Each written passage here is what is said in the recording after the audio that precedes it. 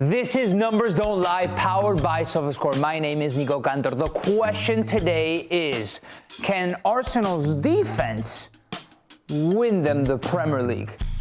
That's all on our minds, so I want you guys here on YouTube to weigh in on the debate. And it's not only me, I also invite JayDee Dyer into the conversation.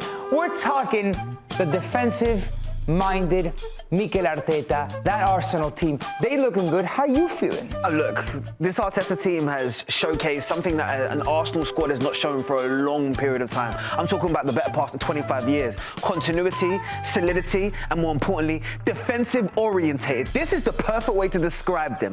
Defense mind, because we could look at all of the stats here, even some of the surprise packages like Bournemouth and Sunderland. Excellence at the beginning of the season, but I want you to focus on one number. Goals conceded, 3. That's exactly what Arsenal have built their foundation on, Nico. That's what they built their excellence on, and they're proud of it too. All right, let's look at Mikel Arteta's seasons and the goals allowed per game over these 6 seasons, or 5 and change.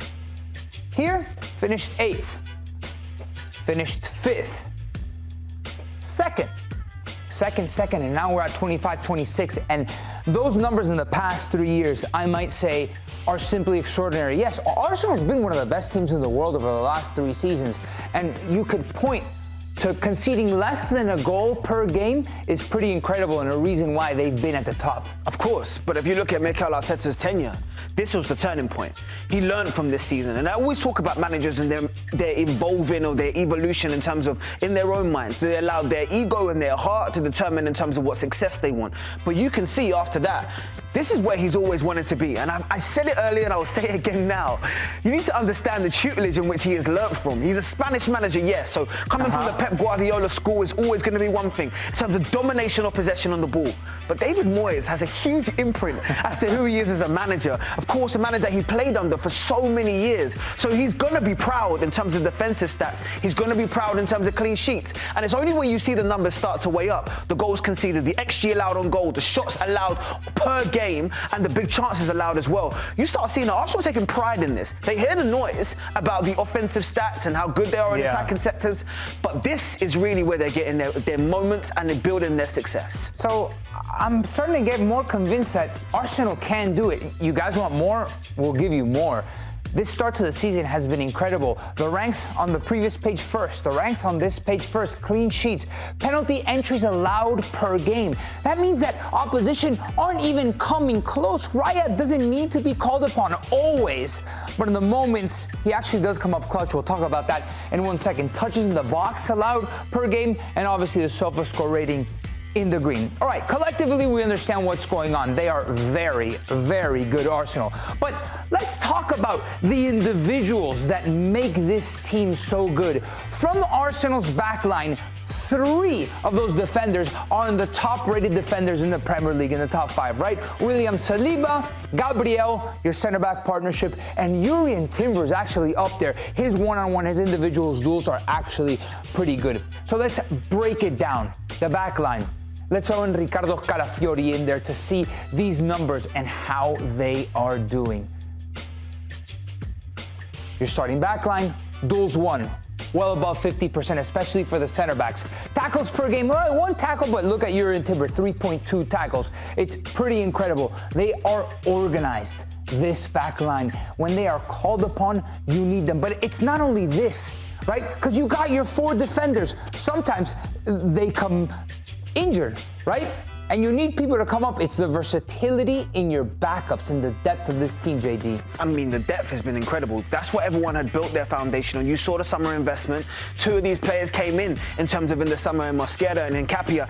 They have understood that in order to turn around and build this, we don't just need 11. We need a good 22. Anybody can slot in at any time.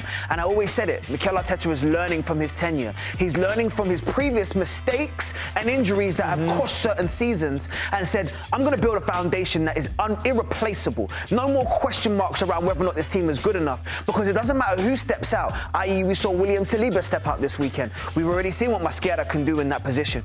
We've seen Calafiore step out this season. We've already seen what Miles Lewis-Skelly can do in that position.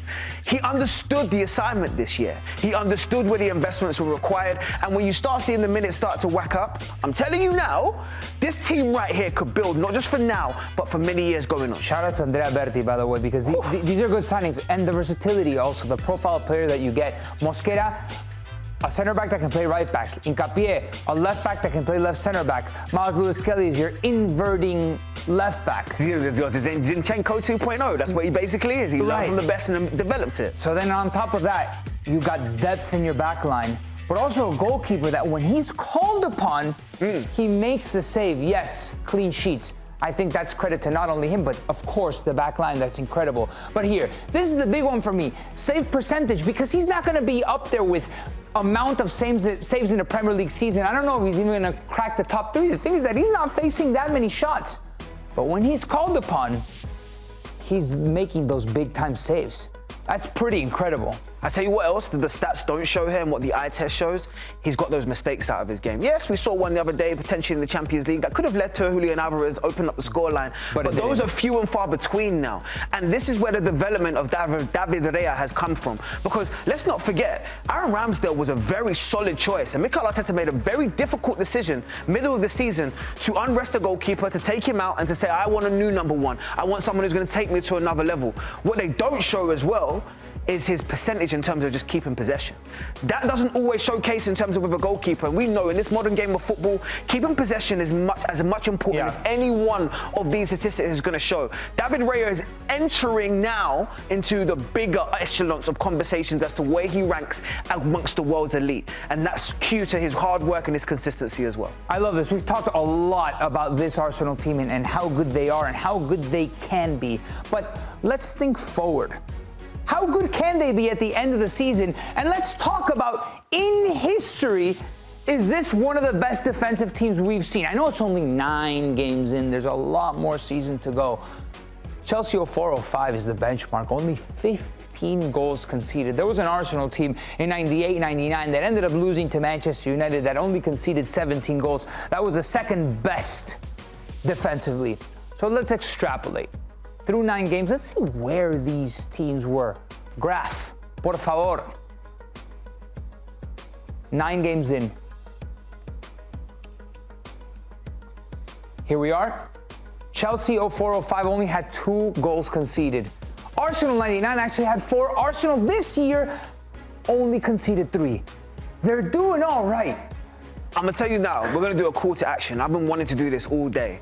I remember that Chelsea team, that Cech Carvalho, John Terry, Claude Mukiele. That team has built its own legacy in the Premier League. Mourinho emblem on it. Talk about it. I remember this Arsenal team. Bold, Adams, Keown, Dixon, Winterburn, David Seaman. They built their own foundation as to where they go. I'd love to know in the comments now where they see this Arsenal team, the Saliba, the Gabriel, the Raya, where they're going in terms of their trajectory. Can they enter the conversation? Because this isn't just now, Nico, they've been showing this. The element of consistency and the continuity they've been building has been building for a couple of seasons now. Can we now start to enter them into the conversation as to where they're going to rank up against the all-time greats that have been in the Premier League? Obviously, extrapolations are a straight line, and football is never a straight line. You see where Chelsea ended up, 15 goals conceded, Arsenal 17 goals conceded, but at this rate, as they say, they are on course to finish with 13 goals conceded in the entire season. It's a long season. Would be simply superlative defensively. That would be incredible. And I will have to say that, yes, if you only concede 13 goals, that will win you a championship. 100%. And Arsenal, at the moment, they have a 66.2% chance of winning the Premier League. JD, how you feeling? Talk to me. I'm feeling okay. I'm feeling okay. You know why? Because I had to take a deep breath, pull the handbrake up, and remind myself it's only October. So that means at this stage, we're still building, right? No season has ever been won before Christmas. Christmas in the English Premier League, you know, is one of the most ferocious and difficult times of all time. And that's when he's really going to be tested. Can I tell you something, though? Hit me. The Premier League can be lost before Christmas. Can be lost. And a lot of teams are slipping. And Arsenal looks good. If there's any year for it to happen, it feels like it's this year. But I've said this before. We've said this before. And we've seen this story before. Let's see if it has a different ending, though. Let us know in the comments, guys. The question, I was going to say the day, it's probably the season. Can defense win championships? Can defense win a Premier League for Mikel Arteta and Arsenal? That's the big question.